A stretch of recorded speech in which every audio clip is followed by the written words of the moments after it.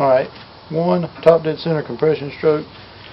Never did find the timing marks on my flywheel, but I've used some of those other old shade tree tricks to find top dead center on compression here for number one.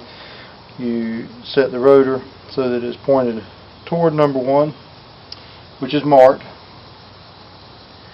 and install it turned as far toward the block as you can, and then very carefully turning the mag out until it trips. And once it trips, that's supposed to be timed for this engine. Tighten it back down and get everything put back together.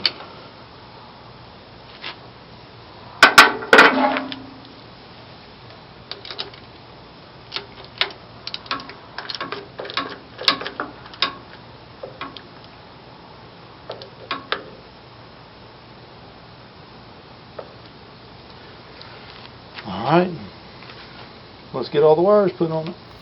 I've messed up one thing. Well, I don't know, it depends on who you ask.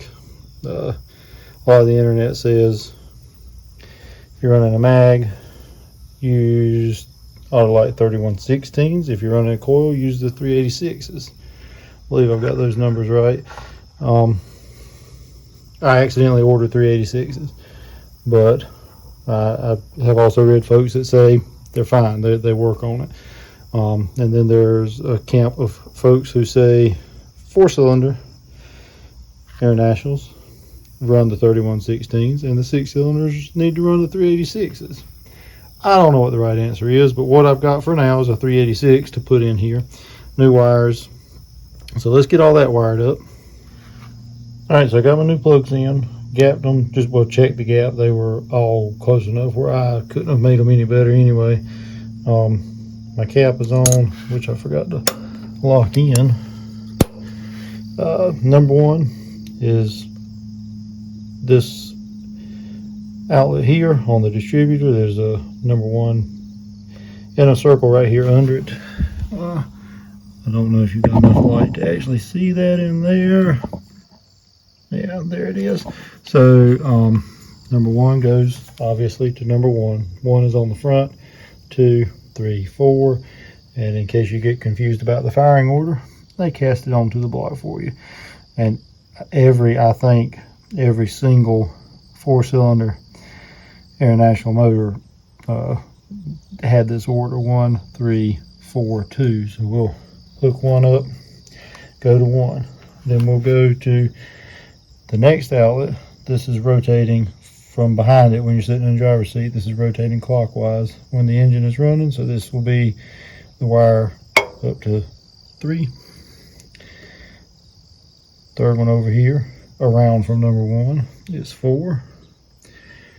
And the one just before you get back to 1 is 2.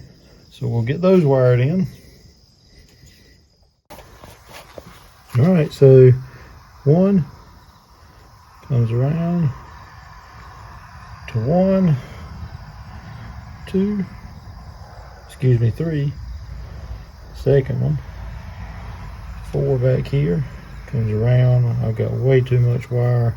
I think the next time I'm going to buy the wire and try to cut these myself, because it's just a spaghetti pile of mess here. I suppose technically you would want to leave a drip loop, but so there it is, and let's fire it up. But I'm just kidding, I can't do that yet. I still have to wire my kill switch in. So I'm going to stop this one right here. The mag snaps.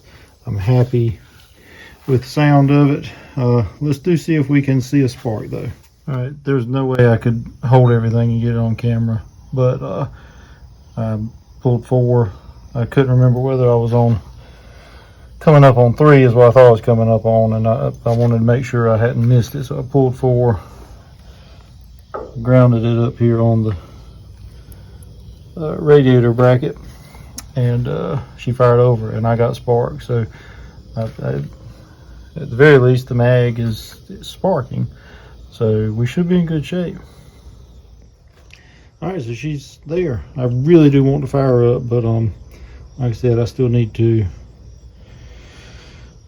get the wire up for the kill switch. I'm going to run one, route it. My loom brackets are not all here, but I'll get it held up out of the way and get it mounted where it's supposed to be here. I have a flat tire, which is great. It's more stuff to work on, but there it is. So far so good.